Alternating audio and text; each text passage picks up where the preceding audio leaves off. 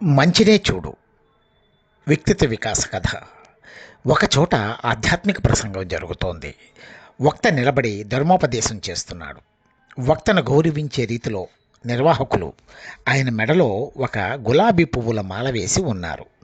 ధర్మోపదేశం జరుగుతున్న ఆ సమావేశానికి ఇద్దరు మిత్రులు వచ్చారు. వీరు శ్రోతల మధ్య చోటు చూసుకొని కూర్చున్నారు.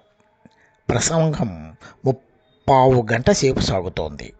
వక్త మెడలోని గులాబీ మాల నుండి గులాబీ రేకులు ఒకటొకటిగా ఊడి నేల మీద పడుతున్నాయి.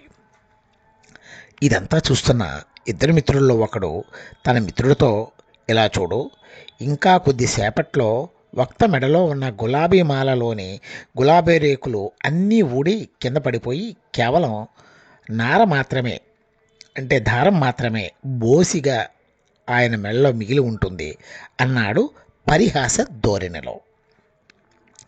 అది విని రెండవ మిత్రుడు, అలా కాదు మిత్రమా, ఆయన మెడలో ధరించిన మాలలోని గులాబీ రేకులు అన్నీ తమను ఆత్మసమర్పణ చేసుకొని శ్లాఘిస్తున్న రీతిలో ఆయన పాదాల మ్రోల వాలి ఉంటాయనడం సబబుగా ఉంటుంది అన్నాడు గంభీరంగా.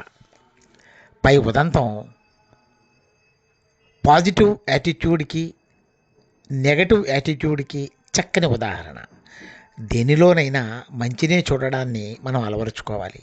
అది అన్ని విధాల యుక్తంగా పరిణమిస్తుందనడంలో ఎలాంటి సందేహమో లేదు. రచన స్వామి జ్ఞానానంద, రామకృష్ణ మిషన్, హైదరాబాద్.